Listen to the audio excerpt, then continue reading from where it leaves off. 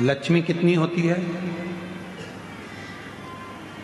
जम के बोलो, लक्ष्मी कितनी होती है?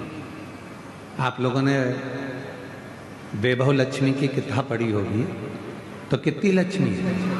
8। गणेश जी कितने होते हैं? अष्टविनायक की कथा सुनी होगी, गणेश जी कितने होते हैं? 8।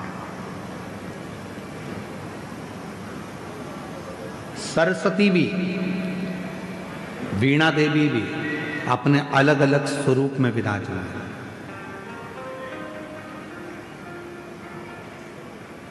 पर कभी मन पर विचार कर कर देखना कि लक्ष्मी 8 हो गई, सरस्वती अनेक हो गई, इंद्राणी बहुत हो गई, पर मां पार्वती अनेकता में नहीं हुई। मां जगत जननी तो एक थी, एक हैं और एक रहे।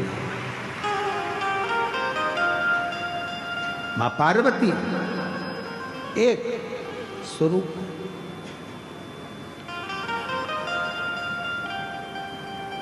किसी ने पूछा मां पार्वती जी से कि लक्ष्मी जी 8 रूपों में धारण करती हैं, कोई उनको संतान लक्ष्मी कहता है, कोई उनको वैभव लक्ष्मी कहता है, कोई उनको धान्य लक्ष्मी कहता है, कोई उनको कुछ लक्ष्मी कहता है। अनेक तरह की लक्ष्मी की पूजन दुनिया के लोग करते हैं। और मां पार्वती जी आप तो अकेली। पार्वती जी कहती हैं कि मुझे अलग अलग रूप धारण कर कर देने की जरूरत नहीं पड़ती। जो संसार का व्यक्ति मेरे पति देवादिदेव महादेव को शंकर के मंदिर में जाकर शिवलिंग पर जब वो जल चढ़ाता है, आपको पहले भी कथा में कहा कि शंकर का जो ये शिवलिंग है, ये शिवलिंग शिव का स्वरूप है। ये जो जलाधारी है गोल जिसमें पानी गिरता है, ये पार्वती जी का स्वरूप है। सामने से जो जल बहता है उसके बीच में एक मोटी सी लाइन होती है जो भगवान शंकर की छोटी लड़की अशोक सुंदरी है।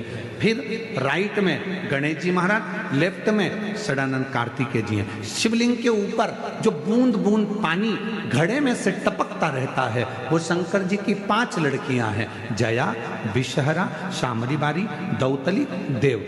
ये पूरा परिवार शंकर जी का एक ही जगह पर है। तो पार्वती जी कहती हैं लक्ष्मी जी को अपना रूप रखना पड़ेगा। संतान देना है तो संतान लक्ष्मी, धन देना है तो धान्य लक्ष्मी, वैभव देना है तो वैभव लक्ष्मी। पार्वती जी कहती हैं मुझे रूप रखने की जरूरत नहीं है। जो मनुष्य एक लोटा जल लेकर शंकर के मंदिर में जाकर शिवलिंग पर जल चढ़ाता है और वो जल जो मेरे पास बहकर आता है वो अलग अलग जगह से नहीं जाता, एक ही जगह से नीचे गिर जाता है। अर्थात शिव और पार्वती को रूप रखने की जरूरत नहीं पड़ती। जो आया जो मांगा एक ही रूप में उसके भंडार भर दिए जाते हैं, उसको धन वैभव सत्ता प्रदान कर दी जाती है। हमें रूप रखने की जरूरत नहीं।